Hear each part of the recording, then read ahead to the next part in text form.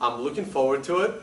The one thing that I've been mentioning to Reggie for a while, when you give people so many options, it could be a little overwhelming. So the one thing I always mentioned is like kind of like in the option space, you can't just name your own strike price. You can't just say, I want an option on Apple at $99.25 strike price.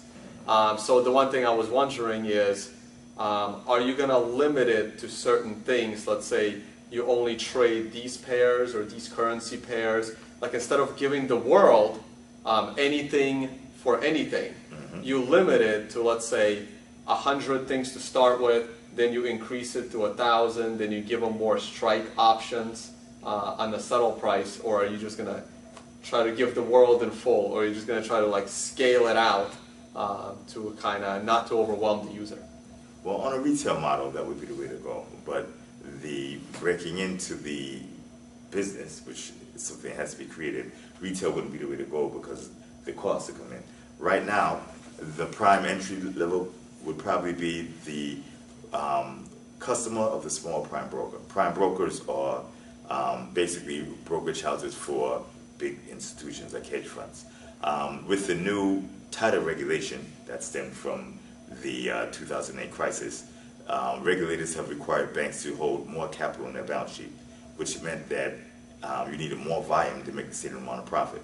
With that being the case, companies like JP Morgan and Bank of America said, we don't want to do business with small or even medium-sized hedge funds. You don't generate enough revenue.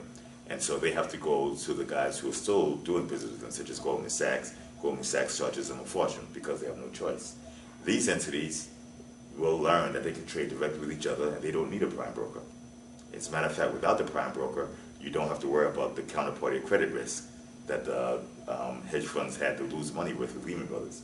Anybody who traded with Lehman, when Lehman went down, had their money locked up for about 7 years. Bear Stearns, he had issues. MF Global. MF Global, they didn't get, some of them just never got it back. Yeah, so still waiting. Yeah, and that's going to be a long wait. Don't hold your breath on that one. So there's a lot that could be done. One hedge fund is the equivalent of maybe a couple of thousand, if not tens of thousands of retail traders. Medium-sized hedge fund in terms of both quantity and quantity. No, quantity and volume. I'm sorry.